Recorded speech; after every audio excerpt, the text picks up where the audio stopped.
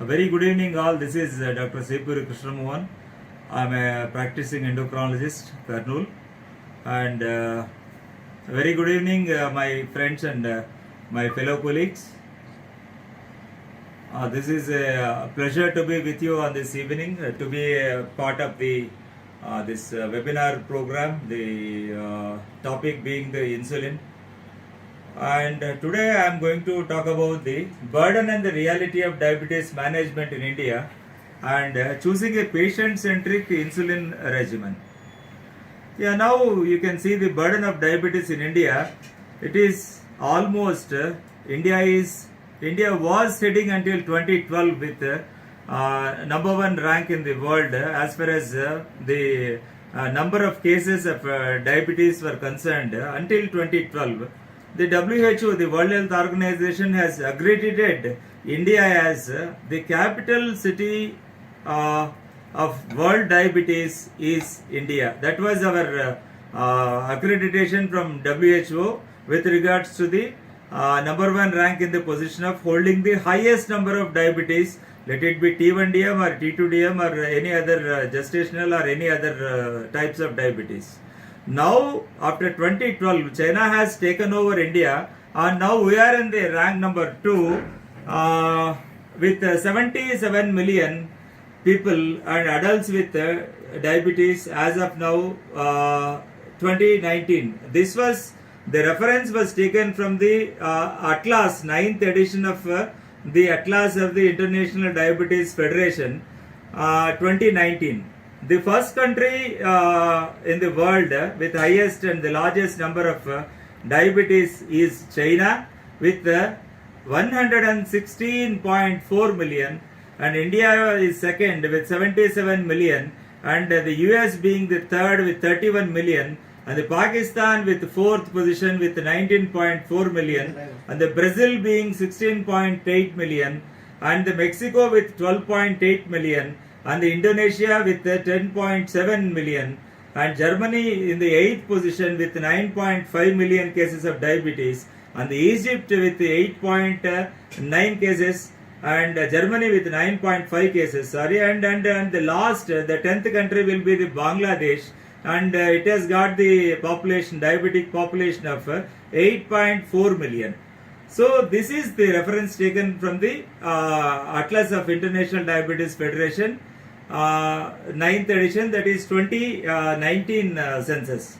So the cost of burden, the cost of this diabetes care burden in India is somewhere around $7 billion US. See, I'm very bad at mathematics. That's the reason I've become a doctor. So I cannot even calculate how much this $7 billion will be. Like approximately a dollar is around 70 to 74 rupees nowadays. 7 into 7 is 49. If you put it as 50 rupees, 50 also. And it will be somewhere around some, how many zeros we have to put after that, 20 or 30, I don't know. It is around $7 billion US the Indians are spending for their diabetes care. And the projected figure, the projected figure by 2045 by the IDF in India will be 134.2 million adults. That is the estimation of this thing. So you can see the bar diagram of 2019 and 2045, and the exponential the breakout of diabetes is to a tune of 74.28%. And very unfortunately in India the scenario is that more than 4.39 crore people with suffering from T2DM, they do not know that they have diabetes at all. This is the very tragic part of the scenario. And every 2 in 3 people, every 2 in 3 people have at least one complication related to diabetes. So roughly around 1.01 million diabetes related deaths in India occur annually. And today's agenda being the Indian realities of T2DM management. I'm mainly going to talk about these 3 Indian realities of T2DM management, balancing the glycemic needs through insulin premix and co-formulations, and insulin co-formulation a step forward in innovation. Challenges of managing diabetes, that is in Indian realities actually. See, we face a lot of ground realities in managing the diabetes population. The main challenges being the high carbohydrate diet consumed by our Indians especially, which results automatically in a very high postprandial glucose levels, and patients are very much uncontrolled and being on multiple oral anti-diabetic drugs, and limited consultation time and need for convenience. And what is lacking here is the slide doesn't show all the realities actually. The expertise in treating diabetes is lacking in India. And the last point I would like to stress is the clinical inertia. That is the biggest point. The clinical inertia is the biggest point where we are failing to manage the diabetes in a, that may be on the part of the doctor, that may be on the part of patient. So that results in a difficult and challenging task in managing the diabetes. Moving on to the next slide. So you can clearly see the high carbohydrate diet is a perpetual reality in India. Whatever part you take, either the north or the south or the east or the west, you see the typical our Indian scenario shows the central India also. The round shows the total carbohydrates in dark green, and the light green is total consumed proteins, and the very light is the total fats that is consumed by Indians. If you see that, like most of it is carbohydrates. More than 60 to 70 to 75% on an average. It's around like 63% in the north, the carbohydrate, and 61.8 in the west, and 65 in the east, and central India consumes around 67. See, with less of protein and more of fats. See, this is a contradictory picture where we are supposed to take less carbs and more proteins. This is a paradoxical scenario we see in India. We consume the highest number of carbohydrates. Our calories basically they come from carbohydrates rather than the proteins, and we consume a lot of fried and deep fried items, and we are accustomed to this particular westernization. That is, the pizza culture has come, the burger culture has come, the KFCs have come, the McDonald's have come. The Coca-Colaization and McDonaldization has spoiled the entire world, especially the Indian subcontinent. So comparison of the percentage, this Indian scenario with the Western diet, you compare how much of carbohydrates we are consuming. In the rural area, we are consuming about 70% of carbohydrates in the rural area, and the urban area is no much different. Okay, it is 71%. So more or less, and we are consuming proteins. You see, this is only 11% either in the rural setup or in the urban setup.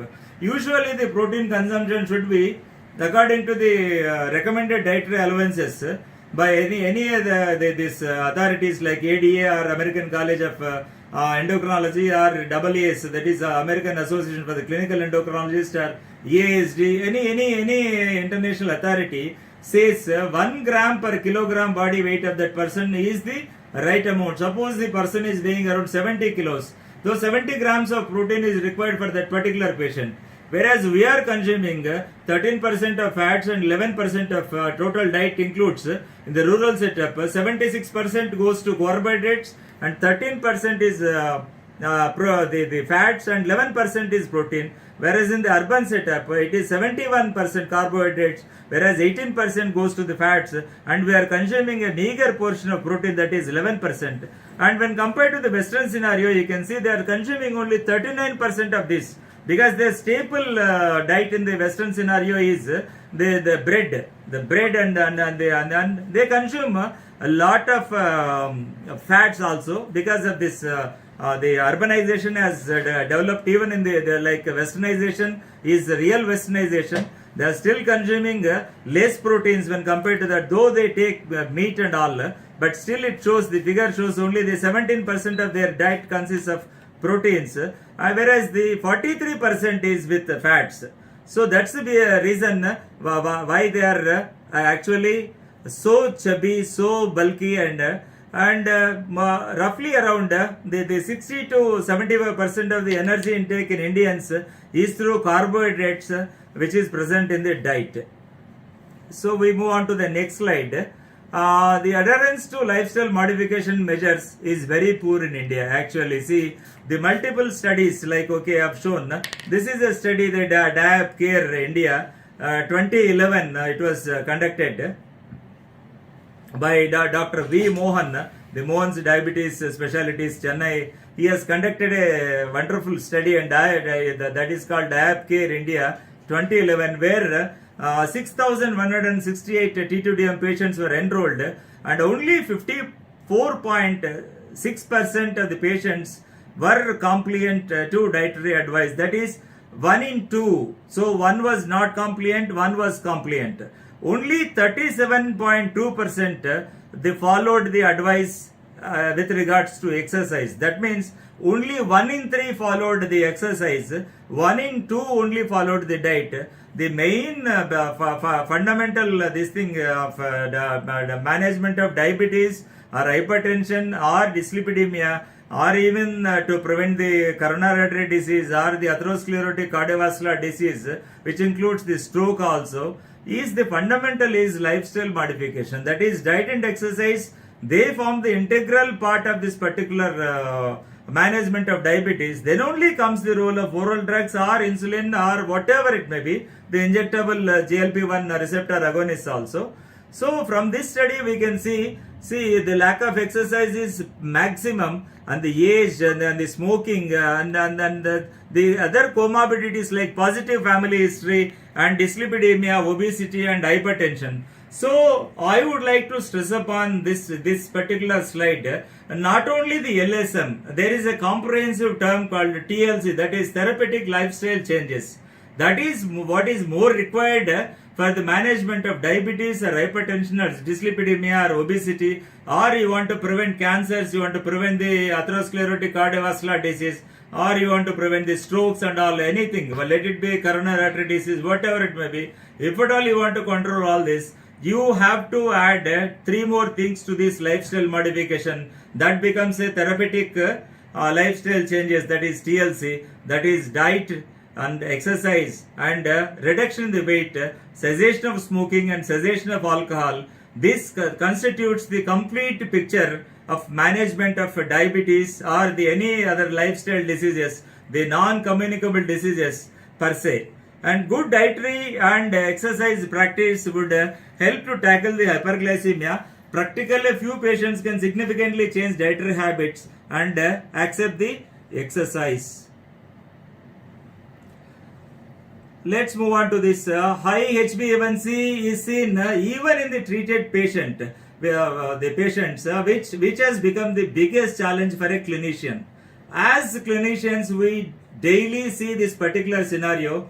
Even though we advise the diet, exercise, reduction in the weight, cessation of smoking, cessation of alcohol, what sort of drugs you use, that is starting from the metformin and adding a sulfonylurea, adding an alpha glucosidase inhibitor, adding some insulin to that, or adding some low dose pioglitazone where it is not contraindicated. Even the addition of DPP4 inhibitors, the latest drugs, where addition of SGLT2 inhibitor, even the addition of GLP-1 receptor agonist also is not going to make a big change, because the patients are not habituated to this type of practicing the TLC in a proper way instead of repeated counselings. That is the reason why we see high HbA1c even in the treated patients, which is becoming a big challenge for us, and we need to just come over this crisis. And coming to the second point, today's agenda, the balancing the glycemic needs through insulin, that is premix or and other co-formulations. So let's get into this. Okay, the hyperglycemia in T2DM and the defective insulin secretion. As all of are aware, the background pathology of type 2 diabetes is always the loss of FIPR. FIPR is loss of first phase of insulin response. That is the most pathognomic pathophysiological defect, background T2DM. And added to that, so we have got the second phase secretion which is impaired, that leads to postprandial hyperglycemia. These are the earliest markers of T2DM. That is, one is the loss of first phase of insulin response, that is first phase insulin secretion. The exact term is FIPR, the loss of first phase of insulin response, followed by the second phase secretion is also impaired because of multiple factors I will discuss later on, and these all leads to postprandial hyperglycemia. Is the earliest marker of type 2 DM, yes. And beyond this, the real culprit is not the insulinopenia in the Indian subcontinent and as well as the Asian subcontinent, especially the Indian subcontinent. It is the culprit is the insulin resistance. Insulin resistance followed by insulinopenia contributes to the hyperglycemia in TTDM. So when a subject who eats 3 times a day, 50% of the day is spent in postprandial phase. You can see this very clearly in the diagrams. The breakfast and the lunch and the dinner and again the breakfast. You can see this is the postprandial stage and the post-absorptive stage and the fasting stage. The Indian scenario is worse owing to high carbohydrate diet. And treatment strategies should address both meal-related and fasting hyperglycemia for optimum HbA1c control, because HbA1c control is not mere dependent on one single factor like it is dependent on fasting or it is dependent on post-lunch. It is always a confusing and debatable issue. HbA1c control is dependent on both the states, the fasting and the post-lunch, that is the FPC, that is fasting plasma glucose, and postprandial glucose, both of them contribute with regards to the determination of HbA1c control. So what I mean to say is both are very important. You cannot only target post-lunch, you cannot ignore fasting, because all the time the gold standard principle in diabetes is 3 F's. F. Fix the fasting first. If you fix the fasting first, automatically the post lunch also will be fixed. That is the thing you have to remember. Fix the fasting first, followed by postprandial.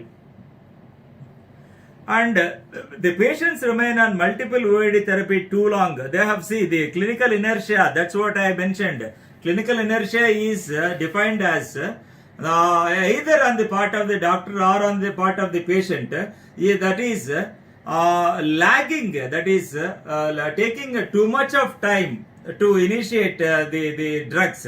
Like add-ons, like you put the patient on metformin 500 mg as the textbook of Pickup and Williams says, or the textbook of Jocelyn Diabetes says. You start with the lowest dose, start low and go slow. The metformin you take 500 milligram sustained release in the night, and after a month you increase it to 1 gram. After a month you increase it to 1500. After a month you increase it to 2 grams. 1 gram in the morning and 1 gram in the night. That is the maximal dose for Indians. Then all the time is lost. The patient doesn't turn up also.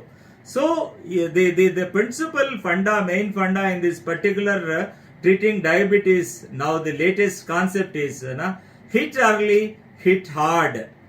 So you can see this, see how the HbA1c has gone to 8.9. The clinical inertia is, that is on the part of the doctor not to use the drugs extensively, like hit hard and hit early, and on the part of patient not to accept the doctor's advice, either with regards to the lifestyle modification or regards to the therapeutic lifestyle changes, or even the drugs also. Let it be OADs or let it be insulins also. If you delay the initiation of the insulin, the patient gets into hyperglycemia and he gets into more of microvascular complications. So the benefits of timely glycemic control, the guidelines encouraging earlier use of insulin, and as per the recommendations also, as per the recommendations of American Diabetes Association, the standards of the guidelines for the care in the patients suffering from diabetes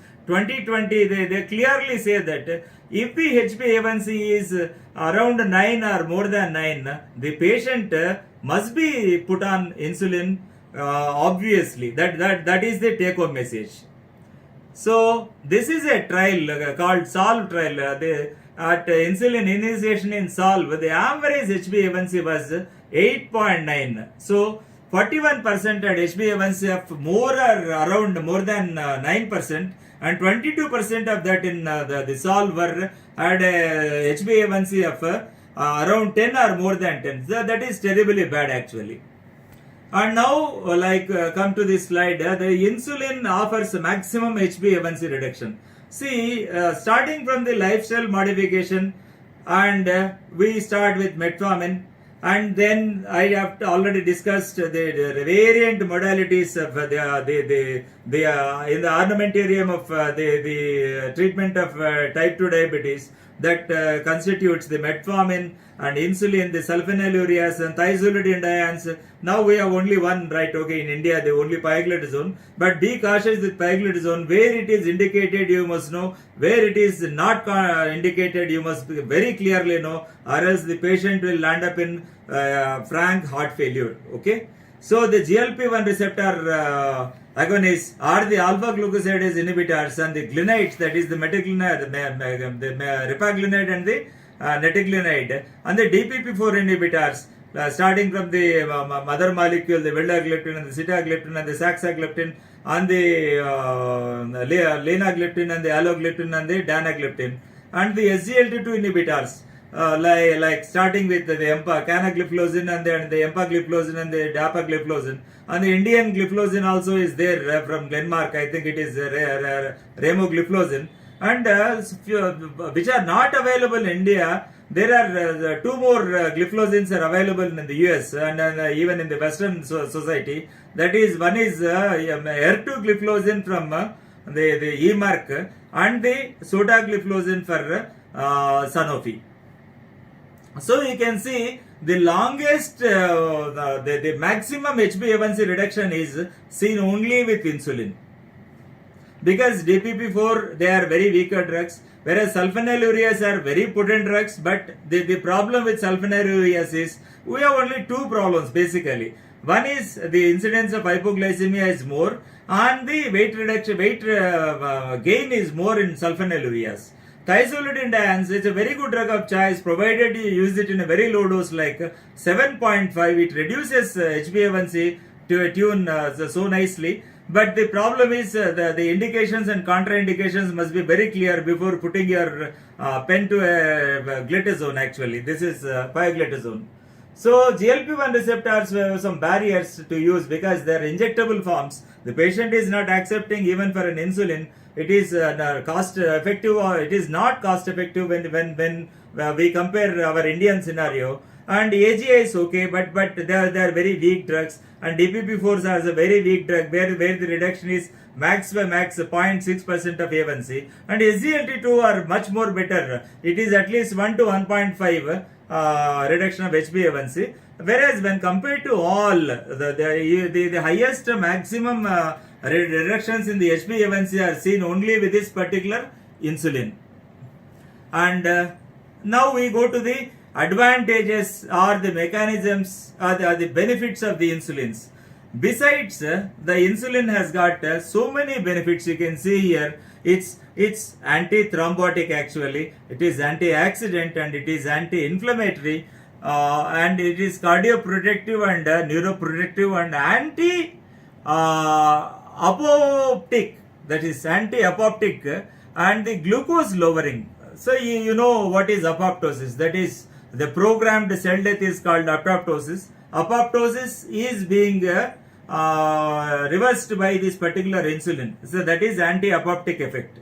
The glucose lowering obviously, and the vasodilatation and the platelet inhibition and the beta cell rest. That is the most important advantage of this particular insulin initiation, because we are giving rest to the pancreas. So we are taking the exogenous insulin, whereas we are giving rest to the endogenous insulin. So we are not putting the load and burden on the already tired pancreas. So the beta cells will proliferate furthermore, and beta cell death will come to a decline. Like, okay, so the beta cell rest and improvement in the clinical function. These are all the benefits of the insulins. And good glycemic control, it all matters. So the gold standard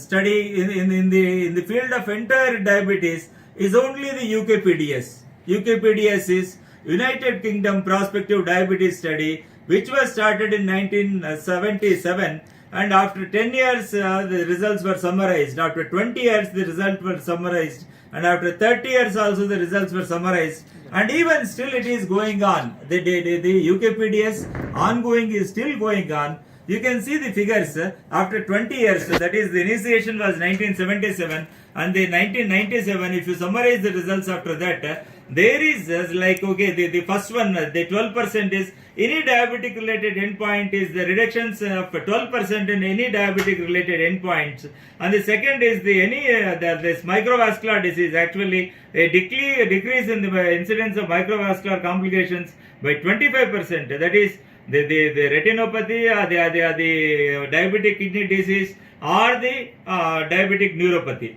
So these are the three microvascular complications which are much glucose dependent. So if you control the glycemic levels to the target, like around 6.2 to 7% of HbA1c, you can minimize the microvascular complications in a much better way. Not satisfactorily with regards to the macrovascular complications like the coronary artery disease or cerebral vascular disease or the peripheral vascular disease, because they have got multiple etiological factors as in the pathogenesis of the macrovascular complications. So you can find only the 16% of reductions in the myocardial infarction.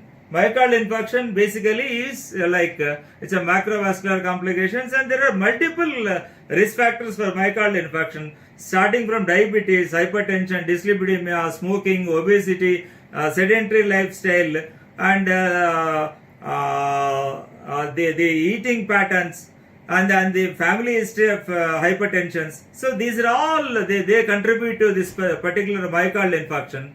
So coming to this 30 years in type 2 diabetes, you can see this, the after 30 years of UKPDS results, we can summarize any diabetes related endpoint is reduced by 9%, and the microvascular complications are reduced by 24%. There is no big difference after 20 or 30 years in the same patients. And there is a reduction of 15% in the incidence of myocardial infarction. So 16% after 20 years, and it is 15%. Statistically, it makes no difference. Whereas this microvascular also, it is 25% after 20 years and 24% after 30 years in UKPDS. So the RSSDI 2019 recommendations for insulin initiation in patients with type 2 diabetes.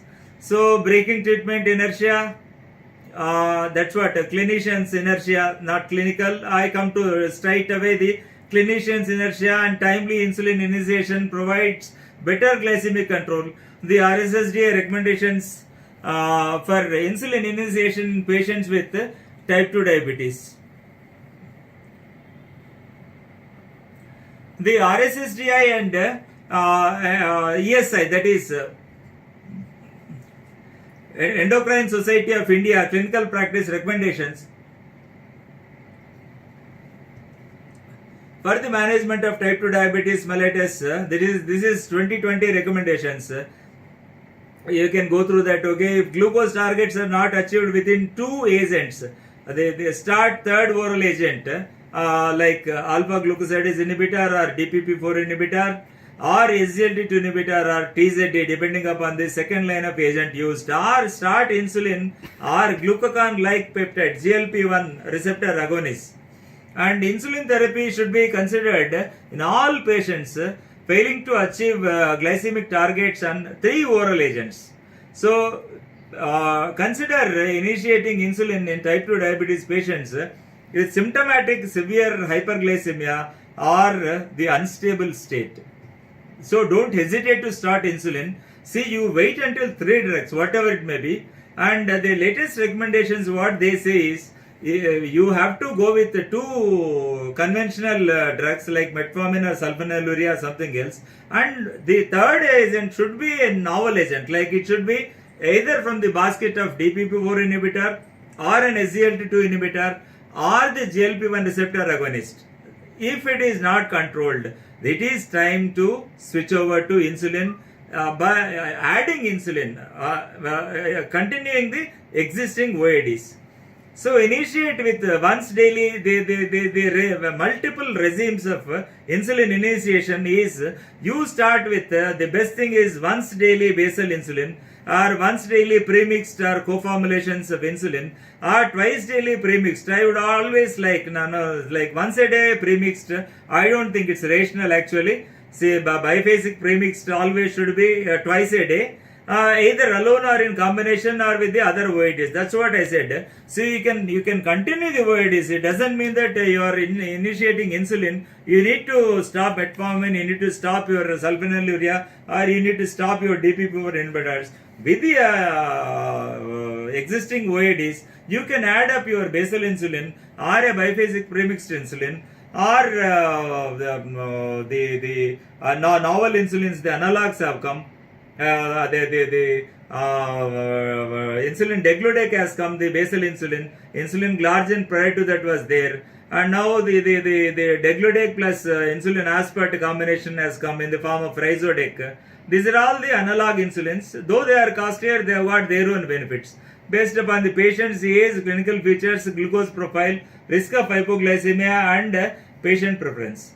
See, alone insulin we rarely use. The exceptions being, one is the hyperglycemic emergencies.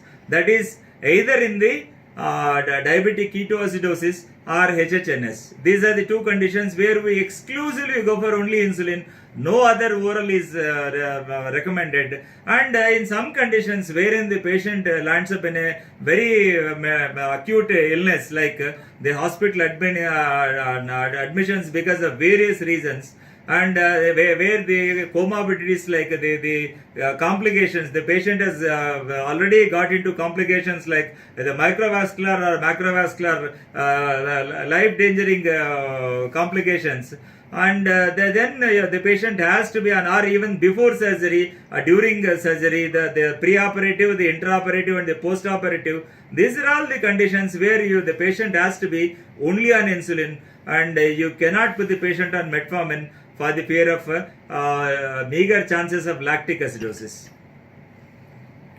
And are patients on basal insulin attaining glycemic targets? It's a questionable and debatable issue.